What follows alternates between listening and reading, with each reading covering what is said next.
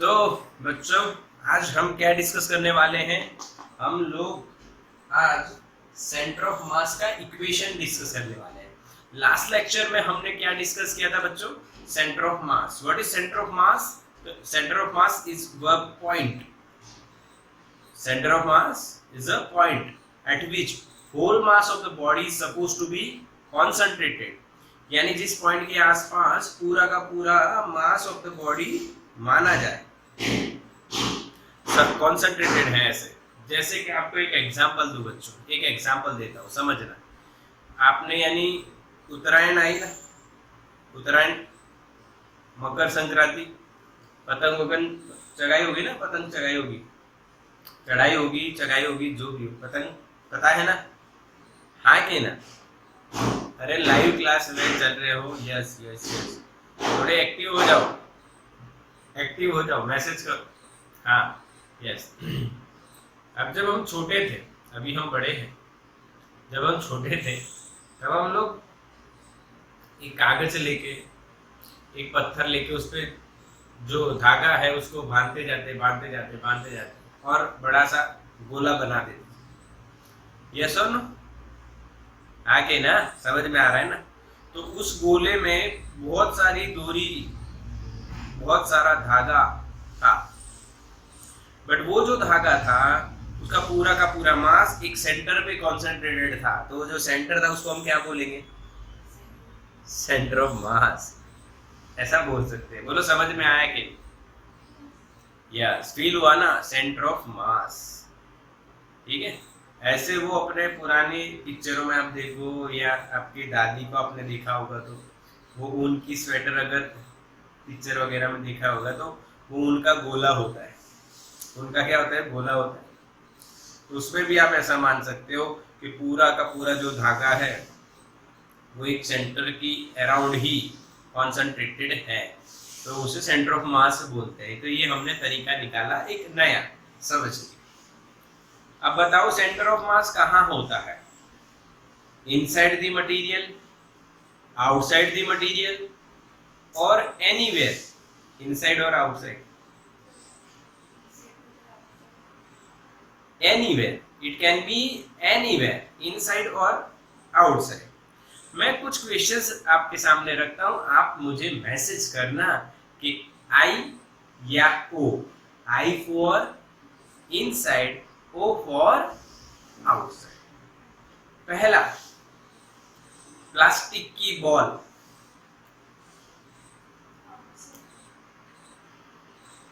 Outside.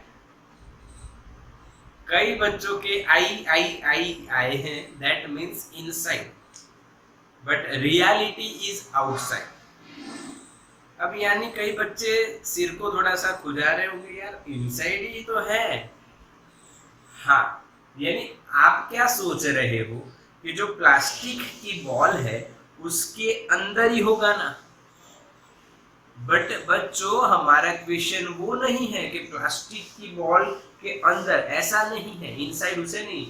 जो material होता है प्लास्टिक का, तो जहां पे सेंटर ऑफ मास आप मानोगे, क्या वो मटेरियल वहां पे होगा? सोचो। नो, इसीलिए उसको बोलेंगे आउटसाइड। दूसरा क्वेश्चन बच्चों, दूसरा, आपकी पेंसिल, आपके पास जो पेंसिल है, inside, right answer, inside right answer, सही है ना? इनसाइड ही होगा, क्योंकि पेंसिल के अंदर तो मटेरियल है। हाँ, पूरा मटेरियल है, इसीलिए उसके अंदर होगा। अच्छा, दूसरा ये पूछ लेते हैं, ये डस्टर इनसाइड या आउटसाइड? इनसाइड बच्चों, क्लियर। चलो, ये बॉटल, बॉटल, यस, सब लोग आउटसाइड बोल रहे हैं, पर ऐसा पता होना चाहिए कि खाली है। खाली है तो आउटसाइड, नहीं तो इसके अंदर इंक होती तो इंक के अंदर होता। ठीक है, ये छोटी छोटी बातें हैं। हाँ, रिंग में आउटसाइड, राइट आंसर, रिंग में आउटसाइड। तो बच्चों, आपको पूरा का पूरा नॉलेज आ चुका है। तो अब हम सेंटर ऑफ मास के इक्वेशंस डिराइव करेंगे जिससे आप सम सॉल्व करोगे और सेंटर ऑफ मास कहाँ है ये भी हम जानेंगे। तो लेट्स स्टार्ट सेंटर ऑफ मास।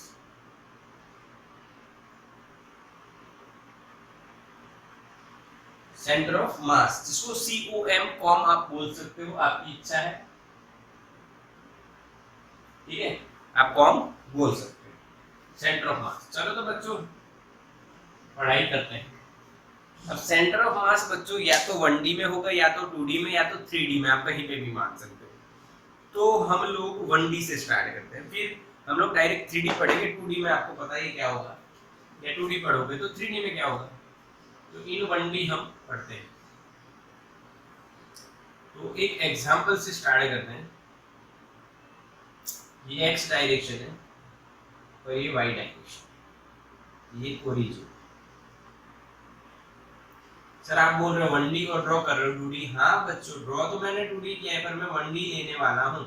देखिए यहाँ पे मैंने एक मास लिया M1 और यहाँ पे दूसरा मास लिया M2। M1 जो है वो x1 दूरी पे है, M2 जो है वो x2 दूरी पे है। बोलो हाँ के ना बच्चों, यस और नो, समझ में आया। अब इसका सेंटर ऑफ मास कहाँ होगा, तो बीच में कहीं पे भी होगा। इन दोनों के जो लाइन है उसके बीच में यहाँ पे कहीं पे हो सकता है। मान लो यहाँ पे सेंटर ऑफ मास जिसको हम XCM बोलेंगे, जिसको हम XCM बोलेंगे बच्चों। तो समझ लेना इसका आंसर कैसे लिख रहा हूं मैं। Position of centre of mass, position of centre of मास आपके लिए थोड़ा नया है, ध्यान से देखना है। XCM बराबर M1x1 plus M2x2 upon M1 plus M2। This is the answer of center of mass. XCM is equals to M1x1 plus M2x2 upon M1 plus M2। Okay बच्चा लोग, क्या समझ में आया? कैसे आया इसकी चिंता नहीं करनी है, कैसे आया इसकी चिंता नहीं करनी है, आया यही है, हाँ यही है। फिर भी थोड़ी सी चिंता मैं आपकी हल्की कर देता हूँ, हल्की कर देता हूँ थोड़ी सी। आप क्या बच्चों इन इलास्टिक कोलिजन पढ़े हो? तो यस सर पढ़े हैं। बिफोर कोलिजन M1 मास ये सपोज कर लो x एक्सिस है, ये y एक्सिस है, ये ओरिजिन है, वो x1 दूरी पे है और उसकी वेलोसिटी v1i है। M2 वाला v2i है और कितनी दूरी पे है बच्चों? x2 दूरी पे है। कुछ समय बाद यानी आफ्टर कोलिजन वो दोनों कंबाइंड हो जाएंगे और एक कॉमन वेलोसिटी से चलेंगे। Fine, this is inelastic collision. बच्चों समझ में आया? ओके, तो law of conservation of momentum आप क्या लिखोगे? P final is equals to P initial. आके ना बच्चों, P फाइनल यानी क्या होगा? M1 plus M2 into V final is equals to M1 V1i plus M2 V2i divide, sorry, okay. तो अब V फाइनल क्या लिखोगे बच्चों? M1 V1i plus M2 V2i upon M1 plus M2। मेरी बात सही से समझ में आई? यस और नो?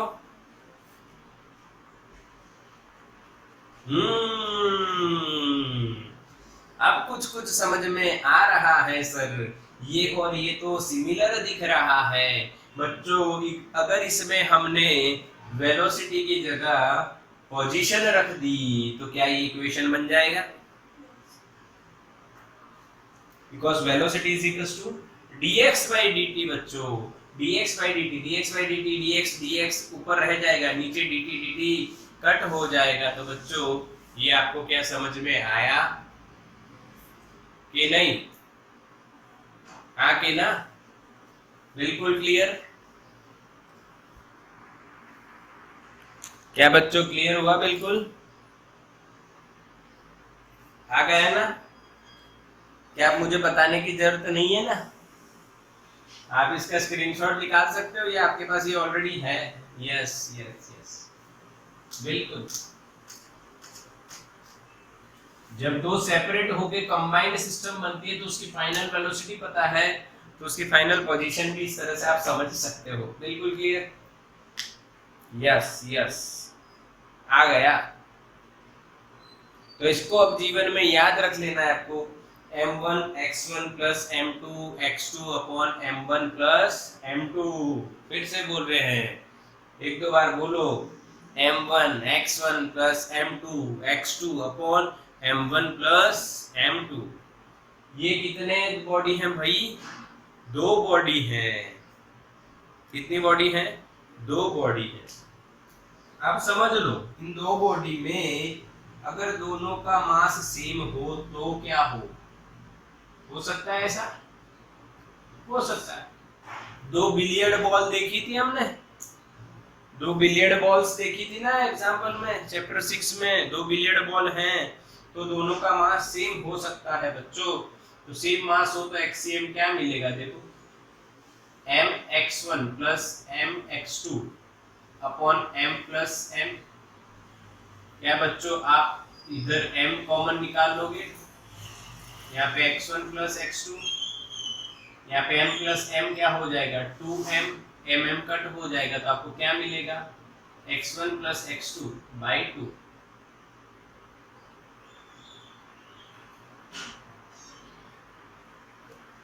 यस और नो? mm कट हो गया।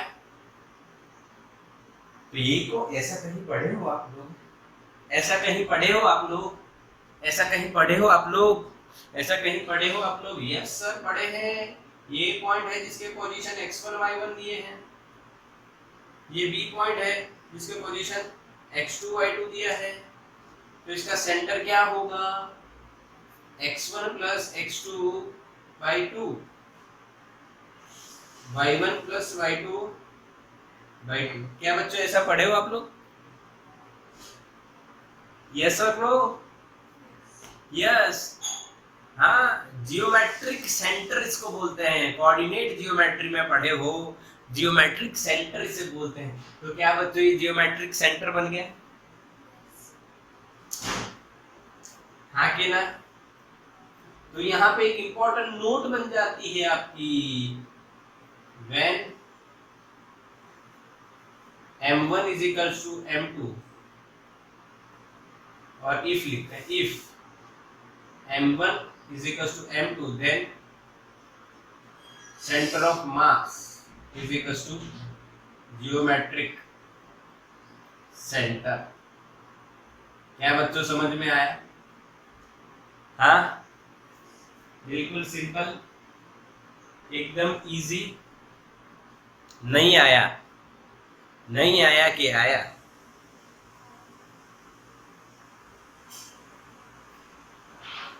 आया ना? आया? यस। अब फॉर n मासेस, ये तो एक मास के लिए, एक मास, एक मास के लिए, एक ही मास, सॉरी सॉरी सॉरी सॉरी, दो मास के लिए, दो मास के लिए।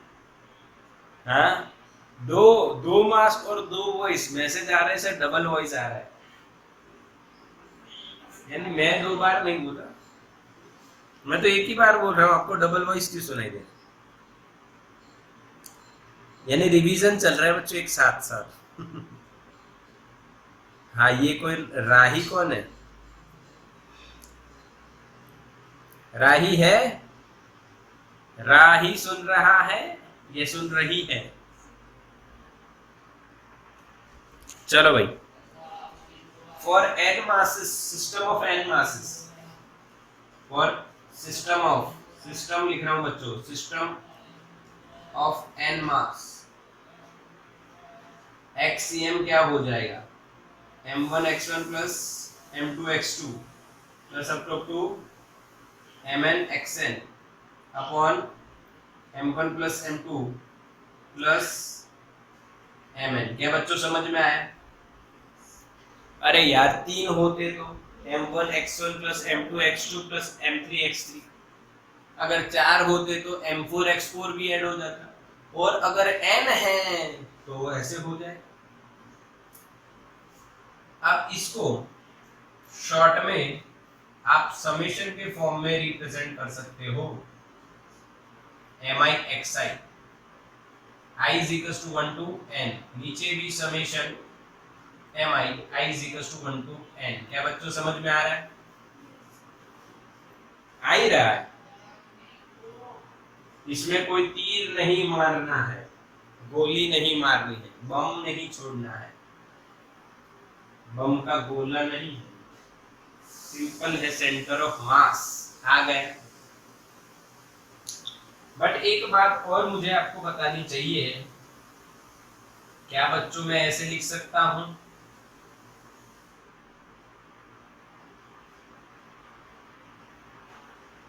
कैपिटल M, क्यों बच्चों?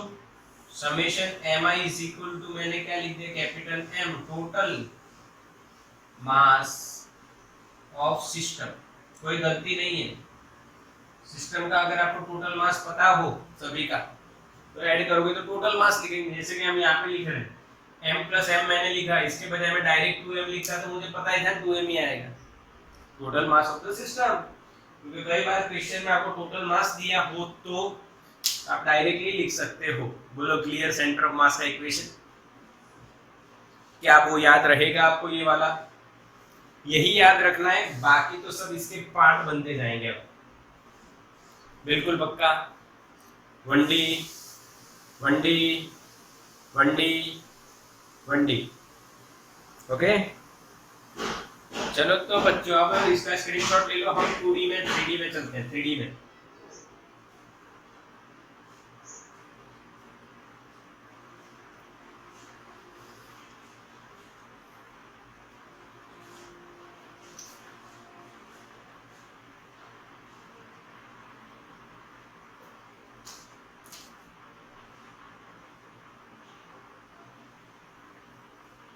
चलो 3D की बात कर लेते हैं। आओ, वहां पे x भी आएगा, y भी आएगा और z भी। ये सेंटर आपका ओरिजिन रह जाएगा, ठीक है। यहाँ पे क्या था याद है? पोजीशन, पोजीशन, पोजीशन, पोजीशन, हाँ के ना, पोजीशन ऑफ सेंटर ऑफ मास। अब देखो system of n masses draw करो, तो यहाँ पे पहला मास मैंने ड्रॉ कर दिया m1, जिसका पोजीशन वेक्टर क्या था बच्चों? r1। यहाँ पे दूसरा m2, जिसका पोजीशन वेक्टर क्या था बच्चा लोग? r2। और इसी तरह यहाँ पे मैं तीसरा मास ले रहा हूं, या लास्ट मास mn, और वो क्या हो जाएगा उसका पोजीशन वेक्टर? rn। यानी 3D में एक सिस्टम ऑफ मासेस है। 3D में क्या है? एक सिस्टम ऑफ मासेस है, यस और नो। और उस सिस्टम ऑफ मास में ये सारे मासेस और उनके पोजीशन वेक्टर्स हैं, r1 r2 r3 r4 up to rn। मान लो इस पूरी सिस्टम का सेंटर ऑफ मास यहाँ पे मिल रहा है, जिसका पोजीशन वेक्टर मैं लिख रहा हूं rcn। क्लियर है? बोलो बच्चा लोग। तो यहाँ पे लिखा जाएगा पोजीशन नहीं है भाई, पोजीशन वेक्टर। क्या लिखा जाएगा? अब पोजीशन वेक्टर लिखा जाएगा बच्चों। क्या लिखा जाएगा? पोजीशन वेक्टर लिखा जाएगा। तो x को हटा देंगे बस, RCM, x को हटा देंगे, वहां पे r वेक्टर आ जाएगा, x को हटा के r वेक्टर आ जाएगा। बोलो क्लियर बच्चों? आया कि नहीं? और ये n के लिए है,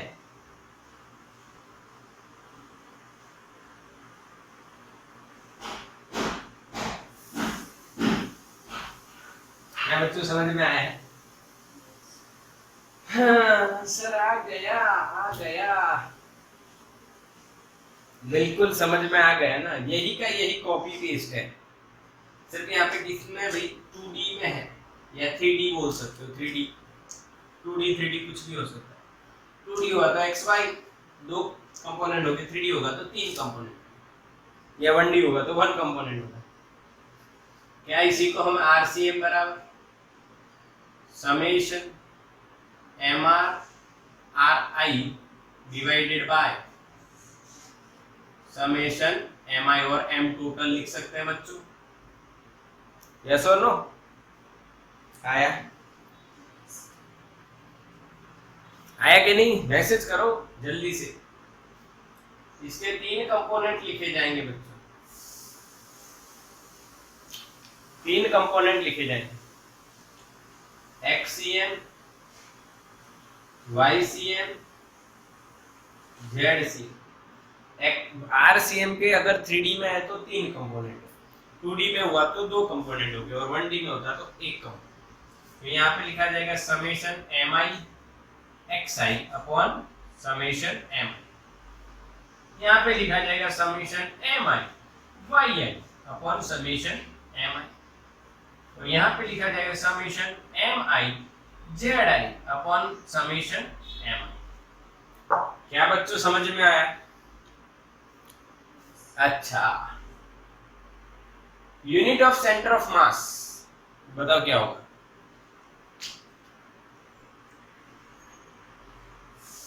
बोलो, यूनिट ऑफ सेंटर ऑफ मास बोलो, नहीं तो डंडी पड़ेगी, डंडी पड़ेगी बच्चों। लोग सही से आंसर दो। अरे परी तो भाग गई डंडी के दर से।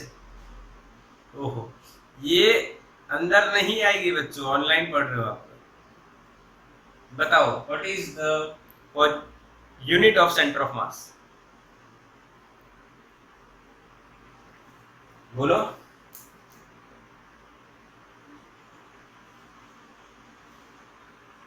बोलो, यूनिट क्या होगा?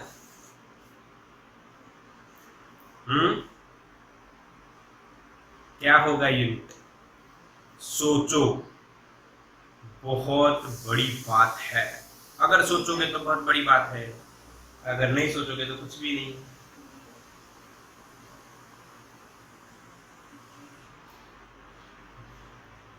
सेंटर ऑफ मास के पोजीशन की बात कर रहे हैं तो मीटर ही होगा ना बच्चों। अगर हम बात करें पोजीशन ऑफ सेंटर ऑफ मास का तो यूनिट क्या होगा? मीटर होगा बच्चों। एक्स का यूनिट, वाई का यूनिट, जेड का यूनिट, ये सब क्या है? डिस्टेंस है बच्चों। डिस्टेंस का यूनिट मीटर होता है। खत्म। आया? स्क्रीनशॉट ले लो। बिल्कुल। You can write capital M over in place of, sorry, capital M in place of summation MI, total mass of the system. Okay, done, बिल्कुल सिंपल। चलो अब सम्स करते हैं। आओ बच्चों, आओ, नॉलेज लेके जाओ। आओ बच्चों, आओ, नॉलेज लेके जाओ। क्या नॉलेज दे रहे हैं सर आपको? सम्स की नॉलेज दे रहे हैं। सबसे पहले हम लोग 1D में सम्स करेंगे। देखो बहुत लंबा चैप्टर नहीं है, पर बहुत बढ़िया बढ़िया कंसेप्ट वाला, थोड़ा सा लंबा भी कर देंगे, पर है कंसेप्ट बहुत बढ़िया। सम्स देखते हैं बच्चों लोग सम्स देखते हैं। पहला सम मैं बताता हूं आपको, सिंपल। ये x है, ये ओरिजिन है, यहाँ पे 2 kg, यहाँ पे 4 kg, 2 kg 1 मीटर पे रखा है और ये 5 मीटर पे रखा हुआ है। तो बताइए पोजीशन ऑफ सेंटर ऑफ मास। बिल्कुल सिंपल। हाँ, इक्वेशन लगाओ। m1x1 plus m2x2 upon m1 plus m2, और सॉल्व करोगे।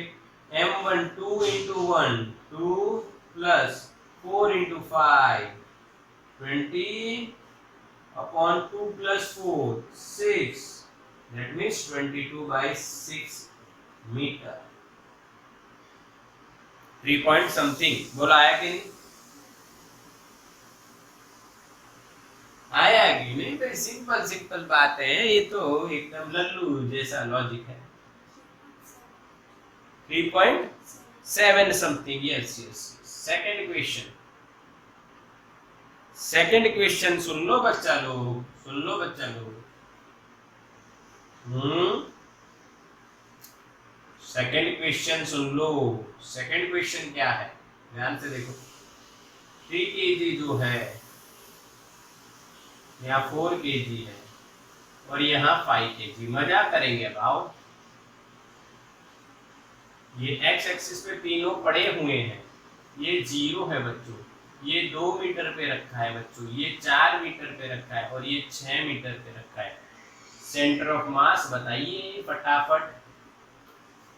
ये ऐसा रखे मत, बढ़िया बढ़िया। 3, ये 4 और ये 5, बढ़िया बढ़िया। चलो बताओ। हाँ, m1x1 अब डायरेक्ट 3 3 9, 4 4 16, 5 5 25, 4 3 7 और 7 और 5 12, 16 9 25 25 25 50 बाई 12। यस और नो?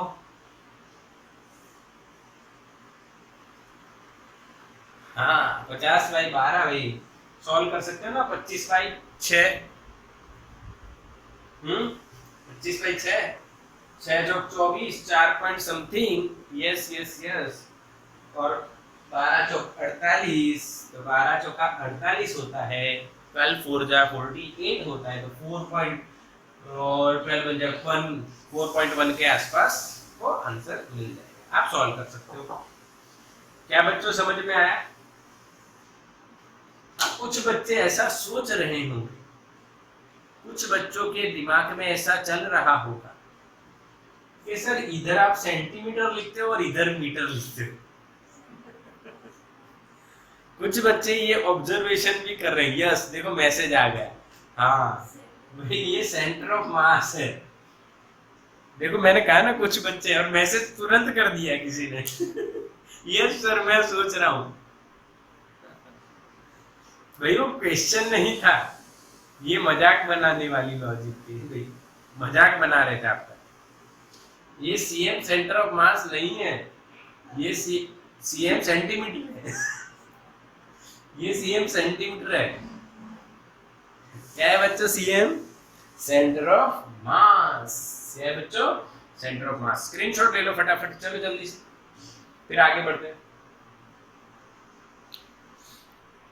हो गया, हो गया, बढ़िया से आ गया, कोई तकलीफ नहीं पड़ने दी हमने।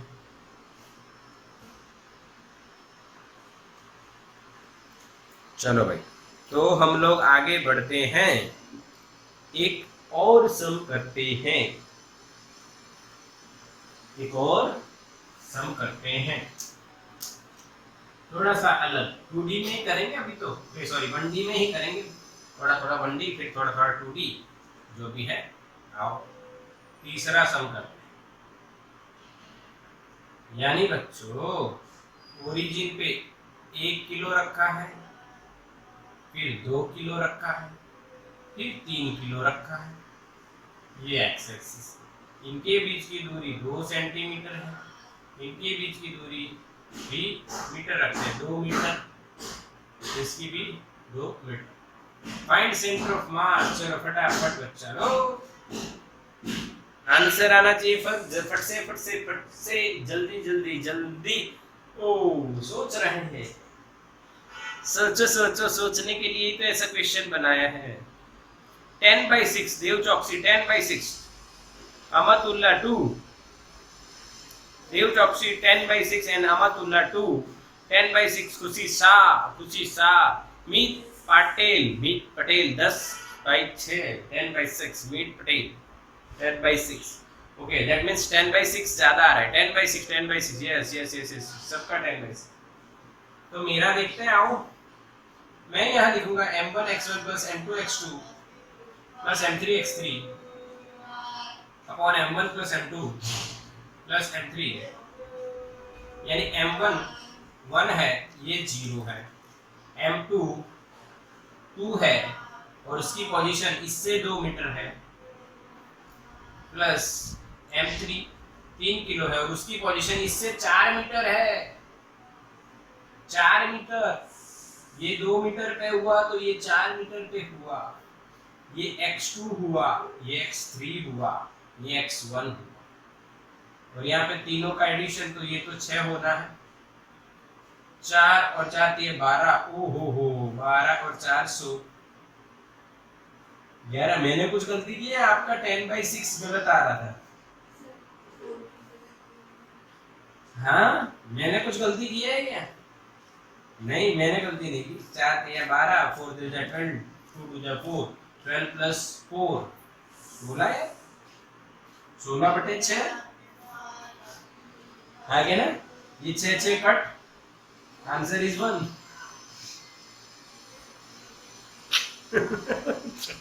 6 कट, आंसर इज 1। हाँ क्या ना, यस 16/6, 6 दूनी 12, बचेंगे 4, 40 करेंगे, 40 का क्या होगा 6 6 36, स्पीड से 2.666, क्योंकि 4/3 होना है ना, ना 4/3 नहीं होता, ये क्या होगा यहाँ पे होगा 8/3, 8/3 मीटर। बच्चों समझ में आया? इसीलिए तो ऐसा करवाया था, एक और करवा देते हैं, कुछ बच्चे इसमें गलती कर बैठे हैं। अच्छा यानी इसको 2 ले लिया होगा मेरे हिसाब से, 4 दूनी 8, 8 तो भी 12 होता है, 4 अच्छा यहाँ पे सॉरी 3 दूनी 6 6 4, हाँ इसको आपने 2 ले लिया, हाँ 2 ले लिया, ये गलती है। ये ओरिजिन बच्चा लोग समझना। अब यहाँ पे मैंने 1 kg रखा है जो यहाँ से 2 मीटर की दूरी पे है, और यहाँ पे मैंने 2 kg रखा है और यहाँ पे मैंने 3 kg भी रखा है। इनके बीच की दूरी 5 मीटर है, इसके बीच की दूरी 3 मीटर है, तो आपको बताना है एक्सियन। चलो ओरली बताओ, ओरली। 6 जवाब आ गया, पहला किसका है पता नहीं, आके चला गया। अरे नोटबुक पेन लेके बैठे हो या सिर्फ हाँ ऐसा है, नोटबुक पेन लेके बैठो बच्चा, रियलिटी में 6 जवाब आ रहा है, 6 जवाब आ रहा है, 6 6 6 6 6।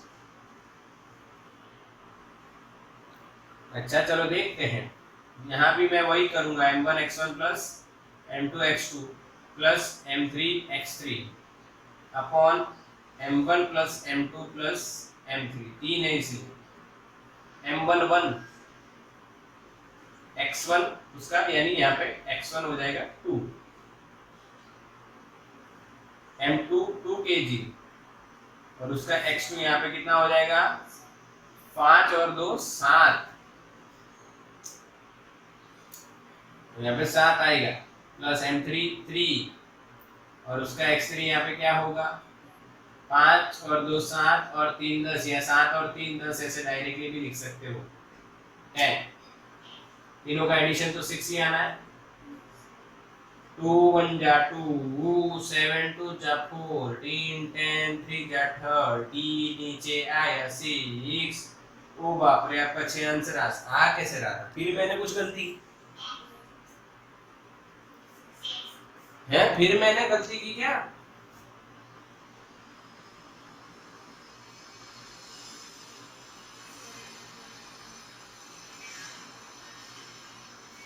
समझ में आया? यस, सबका मैसेज आ रहा था 46/6, पर कुछ बच्चों ने मुझे 6 आंसर दिया जो गलत था। आप बच्चों को करेक्ट कर लो, सो डोंट वरी, स्क्रीनशॉट लो,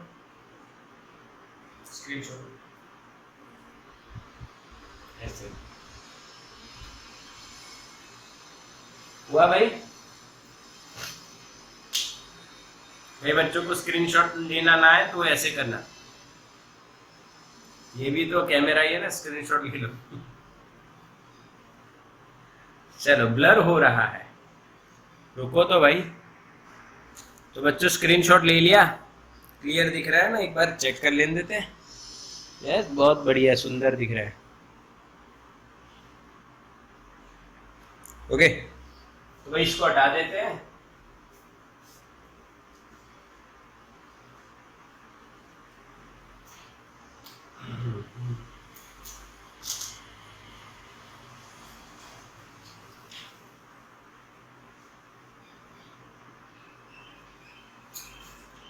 बच्चों एक स्पेशल केस करवाते हैं, एक स्पेशल केस, सम्स नहीं, स्पेशल केस।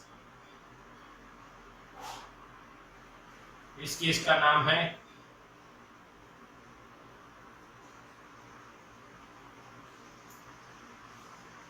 क्या नाम है? क्या नाम बताओ? कैमिसम। क्या नाम है? कैमिसम। बच्चों केमिस्ट्री के कुछ सम्स इससे जुड़े होते हैं, केमिस्ट्री का लॉजिक जुड़ा हुआ होता है। कई बार क्वेश्चन पूछते हैं ऐसा, कार्बन मोनोऑक्साइड है, NaCl है, HCl है, वगैरह वगैरह वगैरह, ऐसे क्वेश्चंस होते हैं। तो उसके बारे में मैं आपको बताता हूँ।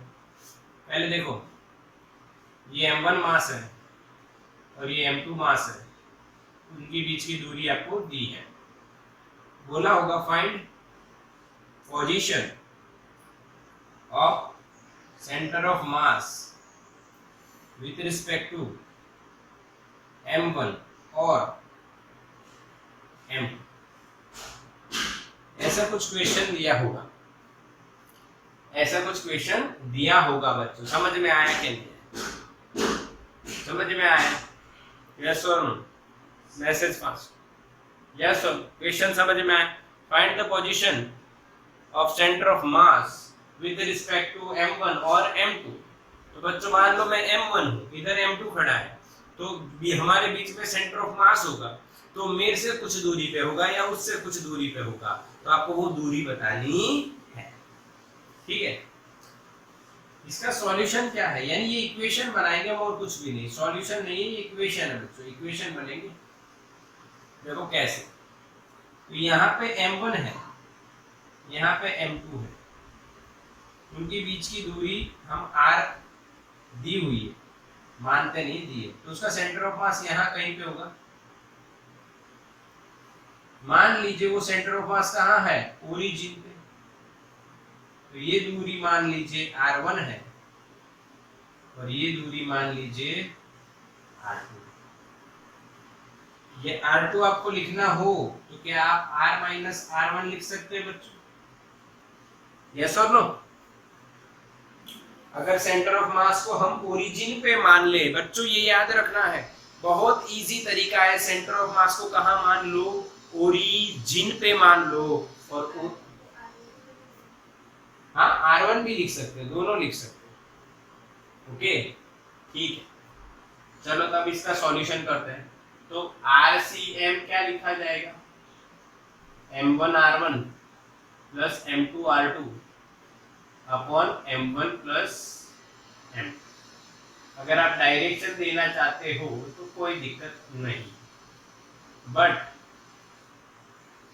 RCM तो क्या है बच्चों? 0, so that 0 is equals to M1 R1 plus M2 R2। But बच्चों ये 1D अगर आप मानो तो इसकी वेक्टर करने की कोई जरूरत नहीं। अगर आप क्या मानो? 1D मानो तो, क्या मानो तो 1D, और 2D मानो तो भी वेक्टर कर दो तो भी कोई दिक्कत नहीं है बच्चों। तो आपको निकालना है R1, तो आप क्या लिखोगे? M1 R1 बराबर M2 R2 पर आगे क्या आ जाएगा? माइनस।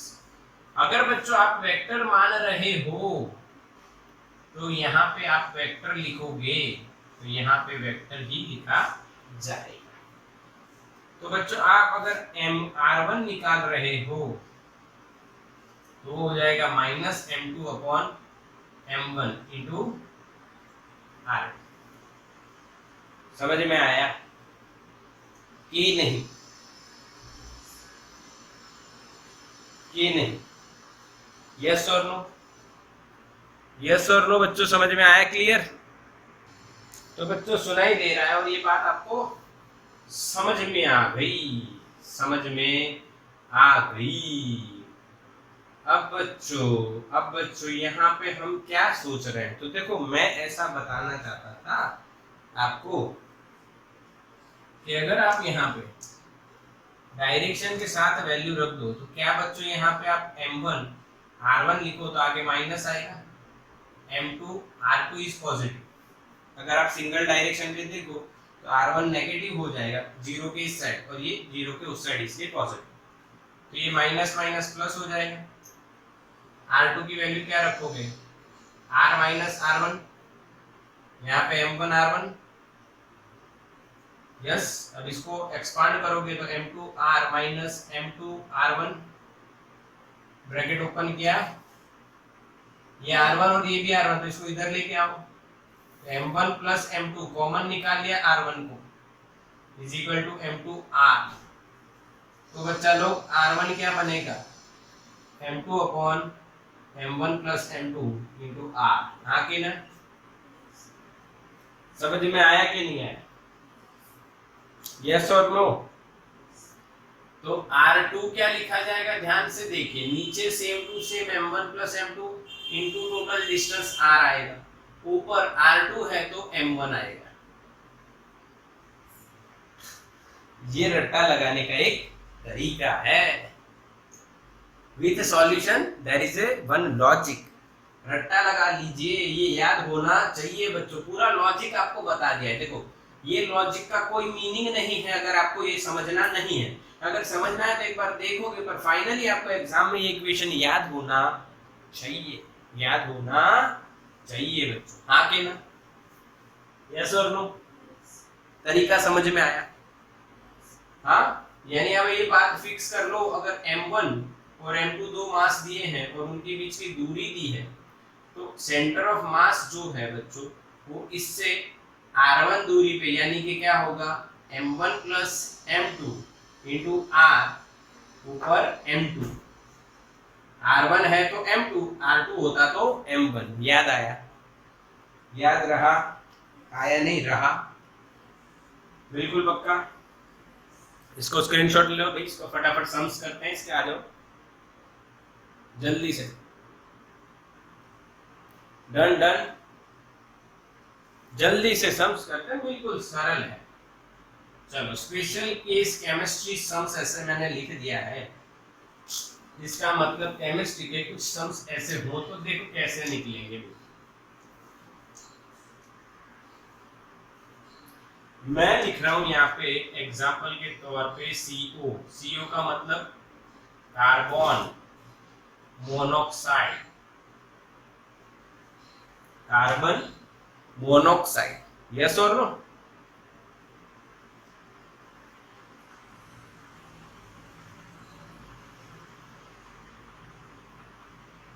यहाँ पे कार्बन है, यहाँ पे ऑक्सीजन है।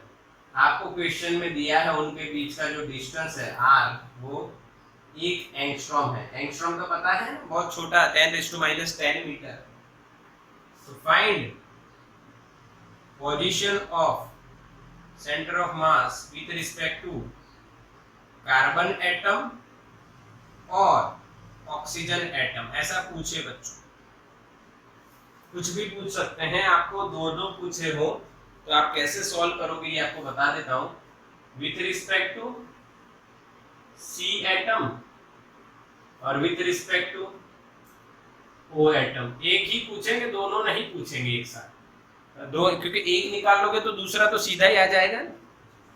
तो हम ऐसा मानते हैं यहाँ पे कहीं पे सेंटर ऑफ मास है, या यहीं कहीं पे सेंटर ऑफ मास।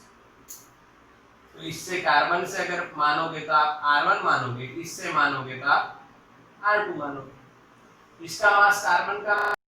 तो बच्चा लोग समझ में आ रहा है ना? With respect to C and with respect to O। Recording थोड़ा सा बंद हो गया था। Yes yes yes. तो यहाँ से R1 तो यहाँ से R2।